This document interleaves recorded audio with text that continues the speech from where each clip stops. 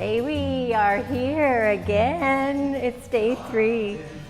And I got the peace train going with Cat Stevens. I think it's very appropriate for the time that we're in right now. Focus on what you can do, not on what you can't. Okay, so I want to know which area of the wheel that you guys decided to work on. Hi, Eva. And I want to hear what things you put into play. So remember, the more that you are replying on those things, the more engagement, the more ballots in the prizes. Let's see some love, let's see some hearts. Good seeing you all come on. You know how it starts. We dance it out, we wait for everyone to get that notice, and then we go, right? So, little bit of peace train. Hi, Patty. Hi, Kimberly. Oh, so great to have you guys in. And Alexis and Eva. Beautiful. Hi. Yeah, so let me see some emojis. How are you guys feeling today? Sarah, you joined us. I hope you can get the replays. Pam, I'm so excited. I love seeing all of you guys on here, even though I can't see your faces. Maybe Sunday night on the Zoom, I will tell you about that later, okay? So I want to hear how it's going. Let me know. What area of your wheel did you choose yesterday? What are you going to do? I want to know. What are you going to do? I'm holding you accountable. This isn't just a, fluffy thing. I want to hear some concrete movement here, okay? So let me start to slow this down, take it down. I went to see Cat Stevens. He hadn't performed in 35 years. I went to see him. And he was playing new stuff. I was freaked out. I was like, but then he went into his old stuff. But it was a really intimate, awesome thing. But yeah, so music is something that we haven't talked a lot about, but I'll tell you, if you want to change state, if you want to uplift your body, your mind, your spirit, you need to get connected to the vibrations that will do that. So a lot of times music is the answer, truthfully. So it was funny because, for a long time here, I've been learning a lot. I've been delving deep into stuff. I've been listening to podcasts. I've been reading. And I was like, what am I missing? And it was the music. And now that I found it again, it's hard to put the podcast back on, but that's okay. So I want you to let me know in the homework thread what area of the wheel you chose. What habit are you choosing to work on daily? These are things, oh, awesome. See, same with me, if I'm going for the finances. So yes, so put it in there. Let me hold you accountable. I am your coach right now. So those are things that are important for me. I need to know in order to help you, right? And in order to keep you accountable. You can't just kind of do a soggy goal like that. That's just not going to work. Okay, now awareness is our first step in directing our success. And whatever you focus on expands, and that's what we were speaking on. It also improves and it flourishes. And it's important to focus on what you desire. So a lot of times we really focus on the crap that we can't do anything about. We focus on the emotions that feel like they're rocks and they're weighting us down, and they don't allow your spirit to soar. It's almost like you're connected, and you're connected to something that's just pushing you down, and you can feel it. It's weight. It's when you say it or when you even think about it, you start to feel heavy. There's no lightness there. A big indicator of when something is right in your life. And I'm not saying that there's no fear. Don't get me wrong, because you're going to have fear when you jump into a space that you're not used to. But when you have a lightness about the outcome, when you are connected to the future self, then you are really able to move in that direction. So everything that you do today, make sure that your future self is going to be appreciative of it. So everything you go to put in your mouth, everything you go to say to yourself, everything you go to say to someone else, make sure that you are doing this. Morag, you know how much I love you, right? Make sure that you do this with intention and that you are literally uplifting every cell in your body and every cell in people's bodies around you, because really that's what it's all about. We're all here to be of service to others and to elevate and lift up. We're not here to struggle and to be in feeling like we've got mud on our boots and we're struggling through like quicksand. That's not what life is about. There is an elevation that comes in momentum, and when you start to band together with like-minded people, they will help lift you there. This is where we're going. We've got a vortex, we're starting it, we're moving it, and here it goes. So hold on, because it's quite a fun ride. Okay, so when you condition yourself to a new way of being, it will feel natural, it will feel wonderful, and I want you to write down in the pages at the end of yesterday's homework how you would like to see yourself on a daily basis. I don't care if it feels like it's so far off in the distance and that you can't even imagine it, but you can imagine it. So that's what I'm asking you to do, is imagine it. And write it down and put it there. And make it present tense. And remember, just like our desire statement that we did on day one, you are in the process of attracting this. Once you put it out in the universe, once you share it, once you put it in the post, right now I want to see a bunch of emojis of people telling me how they're feeling about this. Is there hearts? Is there rocket ships? I love the rocket ships, by the way. If you get that rocket ship, go, go, go. Okay, so it's when I condition myself to a new way of being, it's going to feel natural. It's going to feel wonderful. You might not feel it right now, but I want you to write down how you would like to see yourself on a daily basis. Okay, so now today we're working in a little more in the physical realm. So, you know, the mind is most important, and the mind is what's going to move the body, right?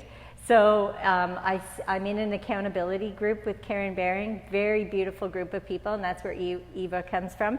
And she's got people going live every day just because she knows that imperfect action is better than no action. And so get going, get yourself in momentum, and then develop a habit around it. And then, hi Maureen, good to see you, hon. So this is one of the things that I want to instill with our movement. Now, if you think of the word emotion, that word is broken down. Energy in motion, okay? Emotion. When someone is depressed, when someone is down, often, you know, what you'll see is the chest will cave in, the shoulders will round, the head drops. I mean, this is a sign of a depressed person. When we just take their body and lift their shoulders, open their chest, and lengthen the spine, there's actually no way they can stay depressed in that space. Hi, Ram. Yeah, so I like just little postural changes in our body reflect this. So when I'm teaching yoga, what I really love about yoga, and I love a lot of things about yoga, but I'll tell you the truth, I didn't like yoga at the beginning. I was really upset with yoga. I was like, what is that all about? Like, I was all about high intensity, sport conditioning, go, go, go. If I took a yoga class, I was the first person out of there before Shavasana. I was like, I don't have time for this, lying on my back doing nothing, what? Like, you know, so I was really rebellious. But I've also been a freelance journalist for most of my life, and well, since the 90s. And they had sent me to the yoga conference. And I was laughing because I said to them, I was working for Canadian Living at the time, Transcontinental Publishing, and I said, why do you want to send me to the yoga conference? Like, I don't even like yoga. And they're like, oh yeah, no, you're going to yoga, right? And I was like, oh, this is so mean. It's like penance. Like, I don't even know why they do this to me. And so I went, and one of my first courses that I walked into was Rodney Yee. And Rodney Yee, hi Andrea, Rodney Yee was doing a arm balancing posture class. And was I ever thrilled to be there? Like, my God, I walk in, the man is on his side, his top arm is in the ground, and he's pushed his body up.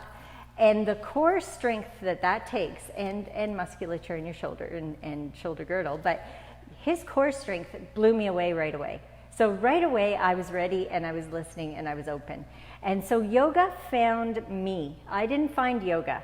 And then also I lived in Port Hope for many years, and I was employed by St. Anne's Spa. It was a really rough job. I mean, I had to go hiking every day and meditate and do yoga and, you know, get spa treatments. It was awful. Anyway, they asked me to teach yoga, and at the time I had been a sport conditioning guru for a while, and I knew the body, so I just took on yoga as an extension, knowing I could keep people safe. And that was one of my expertise, was being able to take people through alignment and proper posture in yoga. Now, then it just kept following me, because then I lost my mom, and my marriage was over, and I was moving back with the 2 kids, and there was all kinds of things that happened. You know how that happens. It happens in 3s, and for me, often it happens in 9s. It's really kind of intense. But I was just so happy to have yoga in my life. It was like, oh, I need this. I need this.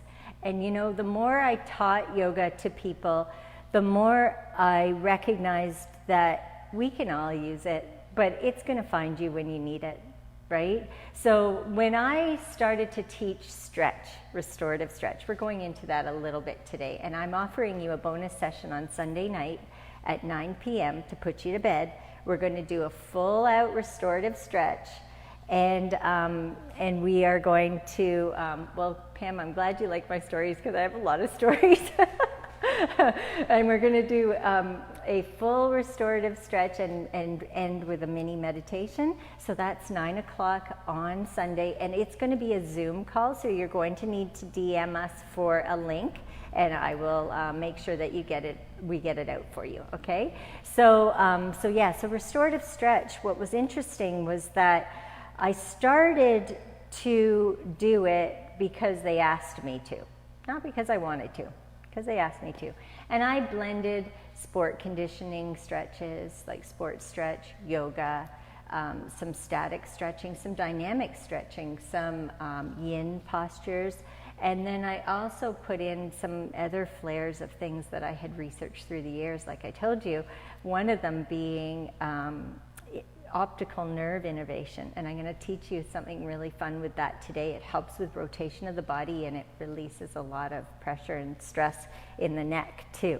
So anyway, I started putting this thing together, and I had fun with it. And I tell you, you know, you're lying on your back in a classroom, you're in a spinal rotation, you're in heaven, and you're getting paid. It's kind of, you almost felt guilty. So anyway, then at a while went by, all of a sudden those classes, they were full. Like as in full. Like we had to turn people away. 70 people on 12:30 on a Saturday afternoon, 55 people in a smaller studio at 8:30 in the morning on Sunday. Like, it was insane. But what I noticed is that it didn't matter who the person was.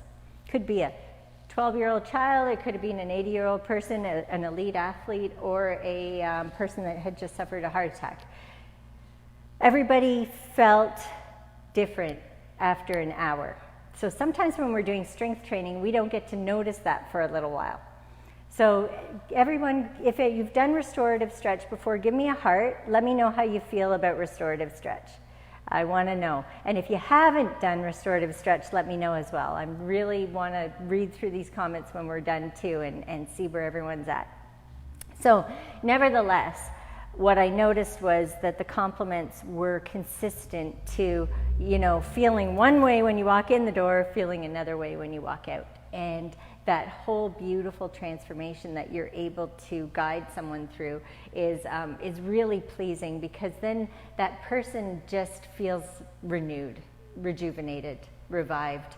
And why I think it works, this is my personal opinion, is that I'm guiding you. I supposedly have a nice voice. I always thought I sounded like Mickey Mouse, but people tell me I have a nice voice. It's a relaxing voice, supposedly. I don't get it, but they say it. So anyway, I have this guided voice going on, You're in a very slow moving pace. You've taken your crazy day, and no matter what, I picture like a little Tasmanian devil coming in on the mat and then just grounding, right? And then I believe that in that hour, you're in meditation for the whole time. Like, I think that your body sits in parasympathetic for pretty well the whole time. Hi, Chad, great to see you on. So this is why I think the restorative stretch and meditate, like it is a blended meditation, it's a movement meditation. So again, back to my friend Peter Twist, his form of meditation is going for hikes in the beautiful rainforests of BC. That's his meditation. It's a movement meditation. He can't sit still very long unless he's writing something. But yeah, so I think that is why it worked so well. So one of the things that I really want you to connect to is how you are seeing and treating your body, your physical body right now. Because our minds, we already know what we're doing there. We're like, half of us, if we heard out loud what we were saying internally, we would never be friends with that person. So we are working on that part. But right now I want you to think, like, look in the mirror for a minute and describe what you see right now, hard, cold facts, the way you perceive yourself. And I want you to write that in your workbook. There's a spot right on day 3 to write that down. I want you to see where you're starting from, okay? Okay, now, Eva just said something that's interesting that I want to move into, actually. So I talked about movement meditation. I also think that it's great to just practice meditation, even if it's like starting with 2 minutes, starting with breath work, whatever it is. We can go through those things again too from yesterday. But then there's also, I remember, because of how high-strung, high-energy I always was, I remember getting my first extreme balance board. And this was made by a martial artist. It was a flat board, but it had these almost like silicone things that held some hard round dowels in them, so that at first you'd leave them in and it wouldn't be as challenging, and once you got better and better, you would take the dowels out. And what he said that really hit home to me was, he said, you know, I use this as a form of meditation, because meditation really is being able to focus in on one thing and let everything else just float away. Well, you're not on an extreme balance board thinking about your grocery list or what you got to do next or anything else. You're just dead set on staying balanced on that thing. So I had a journal at the time done by another good friend that was, she called it Keep Your Strategy Simple. And every day there was a room for you to put your meditation, and I never had any meditation in my life at that time. So I was like, extreme balance board, 10 minutes, there we go. And I kept doing it. Now, it's intense, so it's not like the best way to meditate, but what it did was then, when I went back to guided meditations that I had been falling asleep in or getting agitated or doing whatever, now all of a sudden my brain was trained to be a little more receptive to that methodology. And then from there, the sky's the limit. Like recently, my friends that are soul coaches that I've spoken about, Tara and Gabriel, that I'm going to invite you to their group if that interests you. It's a free group, but beautiful offerings. They have been guiding me through some meditations recently. I've been having Technicolor meditations lately, like I'm talking awesome. Hi, Jewel. And I mean, these things are like movie reels. It's brilliant. I love what's happening in these meditations. I've never experienced anything like that. Now, I attribute it to me practicing meditation, me being open to it, and also these new supplements. They've got nootropics which fuel your brain, and I think that it all coincided to one beautiful place where I'm at right now. So I hope this for everyone. So yeah, Kimberly, I'd love to introduce you to that group. The other thing is I have not forgotten to put the link for our financial doctor. Everyone in the group gets a expert strategy call with our financial doctor. She will help you come out of COVID in the best, brightest way. And then I also want to let you know that I have a free meditation download from another friend who, her name is Renee Marcoux, and she's a beautiful life coach, and her spirit is awesome, and she's also a musician, and I think you'll really enjoy that meditation. So I'm going to gift those both to you today in the feed. That reminds me, I forgot to mention the prize. Thank you for putting me in that, So I have this amazing online business coach, and it's just not one coach. It's like 30 people on her team, and they're incredible. And if anyone has moved, oh, just in time, Elvira. Okay, so if anyone has moved onto the online space to do their business, or you've been on the online space but you haven't been having much success, I can definitely, Suzanne, I love seeing your name. So I can definitely link you. She has a 5-day free live launch every once in a while. She just finished one, but let me know and I'll make sure you get in the next one. This is her book. She just came out with it. It's a bestseller. It's brilliant. It has changed so many lives, like so many lives online. I don't care if you're a realtor. I don't care if you're a brick and mortar. I don't care, whatever. This live launch formula will help you. So I want to congratulate Elvira, who won this book today, and it's very fitting because she just took the live launch online with Kelly, and she's going to be doing it herself. So we'll let you know how that goes. And yeah, that one's for you, hon. I'll make sure you get that. Okay, so remember, it's all the comments, everything. I've been putting ballots in. I haven't forgotten you, Kimberly. I haven't forgotten a bunch of you that have been really active. Your ballots are all in there. One day I'm going to be pulling it for sure. You don't even worry about it. Okay, so now I want you to go back to what we were just talking about, where you looked in the mirror, you described what you see right now. Now I want you to think about the past. I want you to figure out what your relationship has been in the past with your body and with your nutrition. Is food seen as a reward? Is it seen as a penance? Is it seen, do you have a lot of guilt around food? Do you have a lot of happiness around food? Okay, here's another funny story. So, like I told you, I have had in the past issues with my sugar intake. I really have got that underway now. I'm actually brilliant with it, and that's part of what I want to help you guys with, is just being able to master your habits. But when I didn't have a good grip on it, I also had an awful lot of support, and I kept trying different things. I would try hypnotism. I would try, you name it, right? And my good friend Jason Lee, Dr. Jason Lee, I called him one day and I said, what is going on? Like, I had rashes all over my eyes. I had rashes on my arms. I was just sluggish, fatigued, awful. Everything was going on.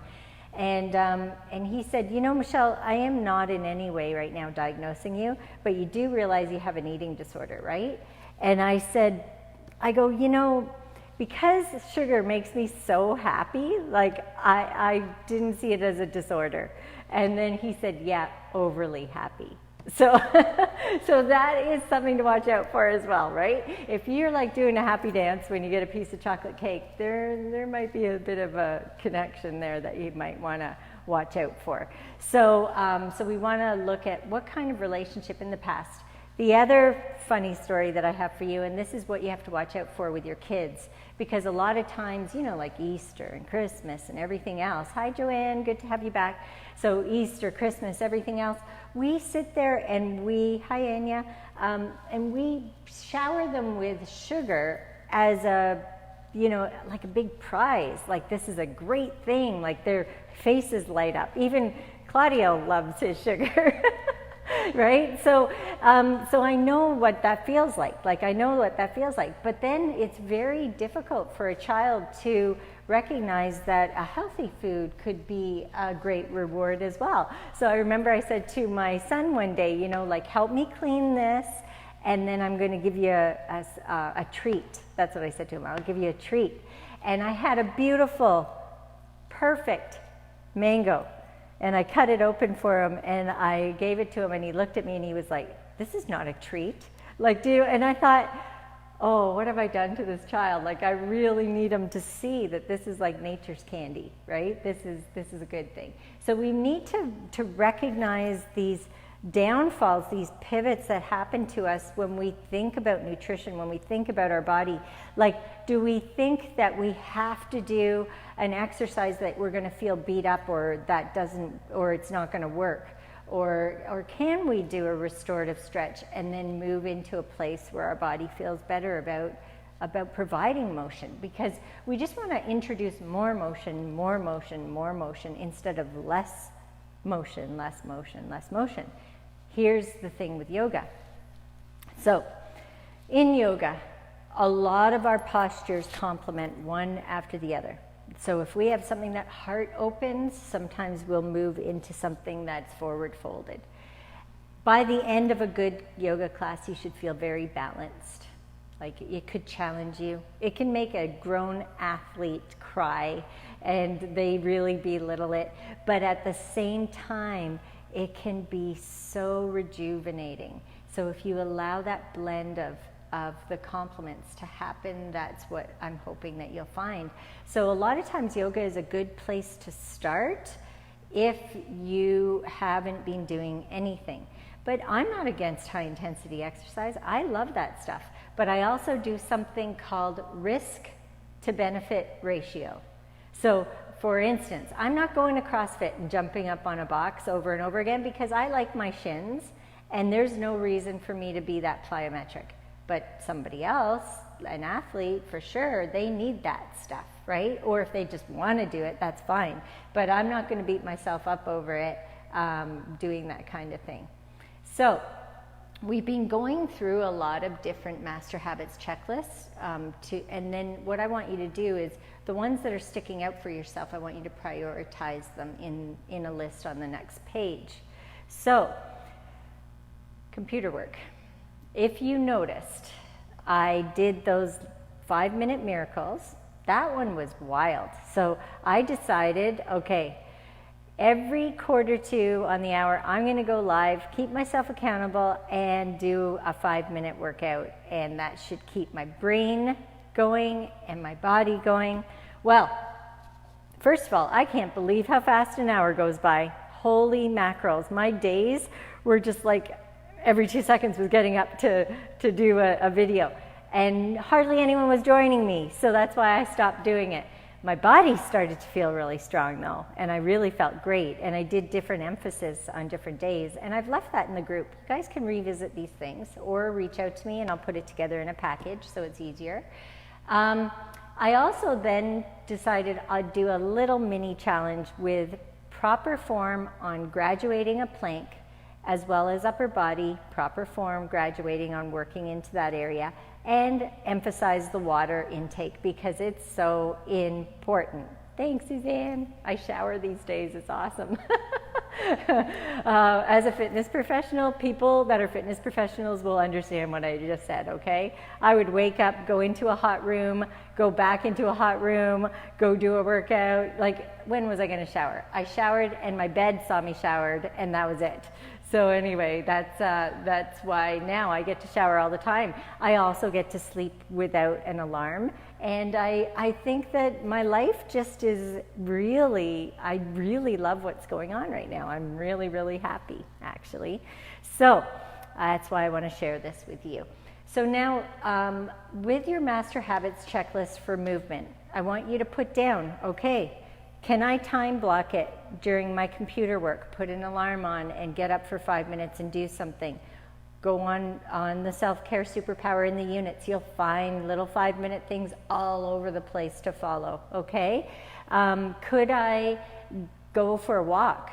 one of the great things that I did during this time was that I reconnected on DMs with everyone that I could. I mean, I was spending 16 hours a day on the computer, and I was crying sometimes because I was like, this does not feel like me, and I am so not moving, and this is not how I want my life. But then what I realized was, oh my gosh, I just connected with everyone. Now it's not so weird to send you a voice memo if I need to reach out or if I'm seeing how you're doing. So then now I can go for a walk with my mic and I can voice memo you instead of being stuck on the computer. Is there anything in your day that you can do and combine it if you're feeling stressed for time? So hiking for sure is definitely something I think everybody should add in.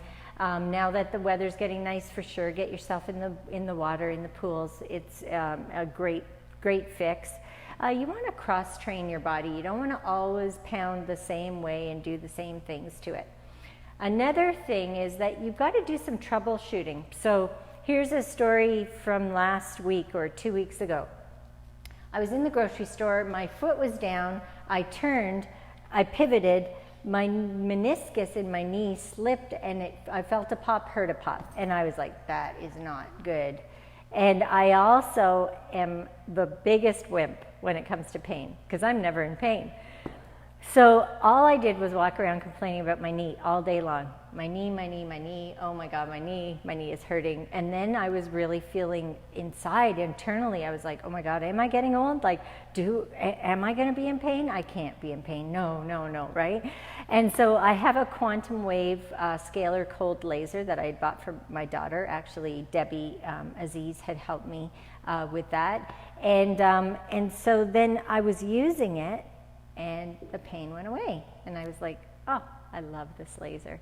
It's incredible, that laser. So anyway, I then went to get on the computer, and I sit really funny on the computer chair. I sit cross-legged. I'm like a little yogi on the chair.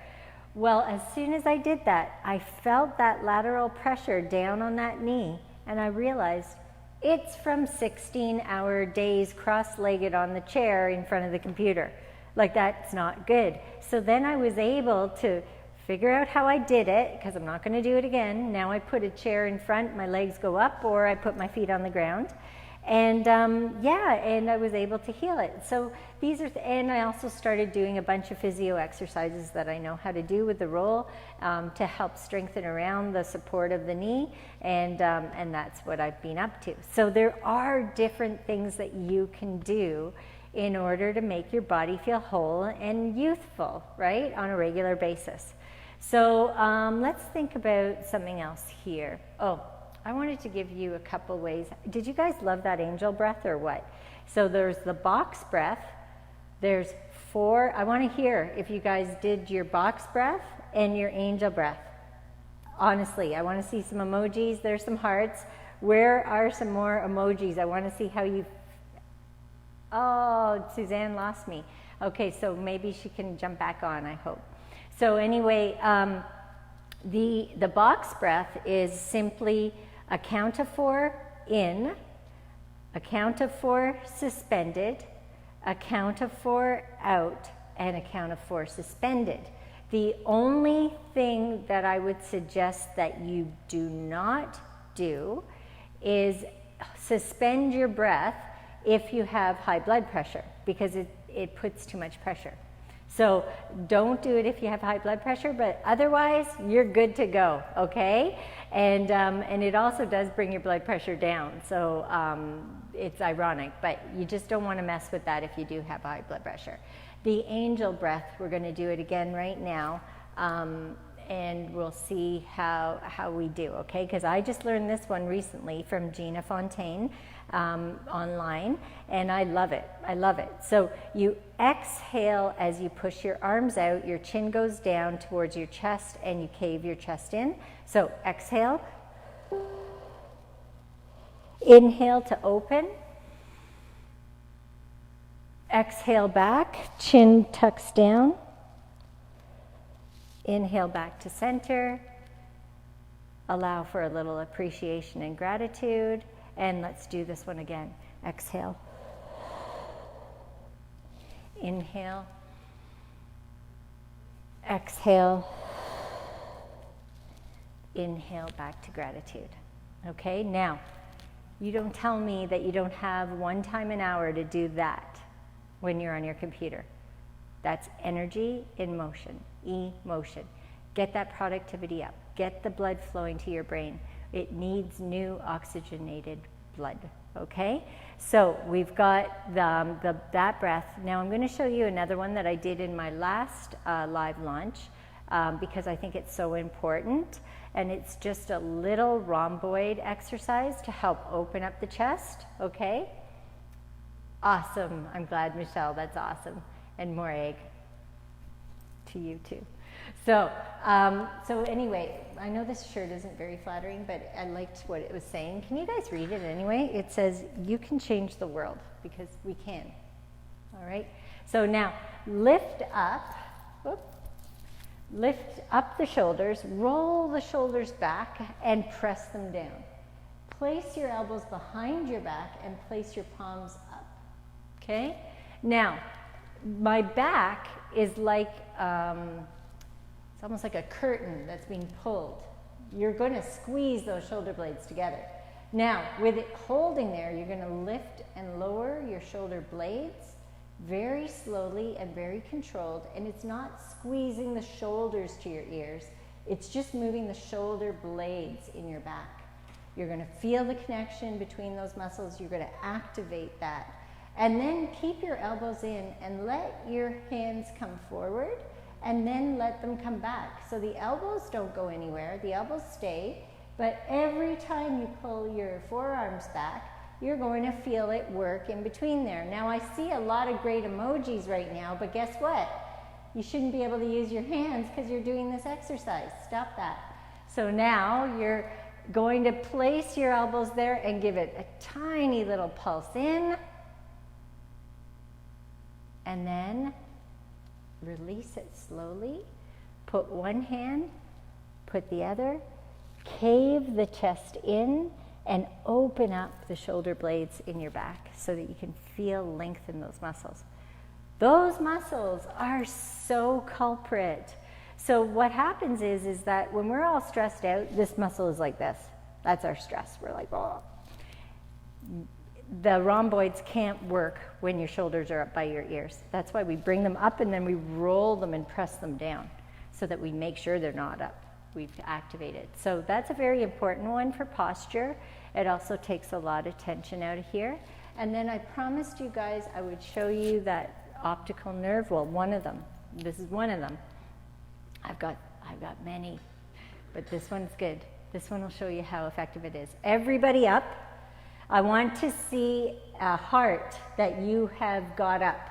I want to see an emoji in the text there. Any emojis. I want to see that you actually got yourself up. Let me see this. Hi, Nicole. I'm glad you like the angel breaths. I do too. I think they're brilliant. Okay, so now take your right arm out in front of you and look at your thumb. Okay? Now, you're going to have your feet a little wider than hip width apart, and they're grounded. And you're going to let that arm go, and you're going to see where you went to. Without forcing anything, you want to mark it on the wall, like bookmark where you start.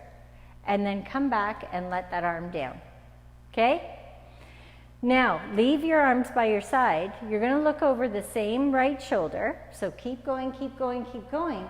When you get as far as you can go, I want you to use your eyeballs and look even further peripherally. And I want you to feel a pull behind your eye in the optical nerve. And hold it there for a moment. And then come back. Let's do that twice more just to make sure it took. So look over the right shoulder. Look further. Feel it pulling at your eyes, behind your eyes. And then come back. And then one last time. Good. Awesome. Now, take your arm back out, your right arm. Let's see what happened. It is a magic trick. That thing is a magic trick. List to me if everybody got that a lot further. I want to hear. Did you guys get further on here? Let me see. I don't see anyone writing yet. Did you get further? Hello? Anyone? No one. I can't, no one is writing me right now. Way past. Thank you, Alicia. It's incredible. And I'll tell you why it works so well in a moment. Let's do the other one. Because if we don't do both sides, awesome. Suzanne got a lot further. Wow. Yes, I know. It's like it is. It's a magic trick. I kid you not. And I'll tell you why in a moment. Let's do the other side. I would hate for you to have one side done and not the other. So take the left arm up. Take it around. Look at where it goes to. Come back. Put your arm down.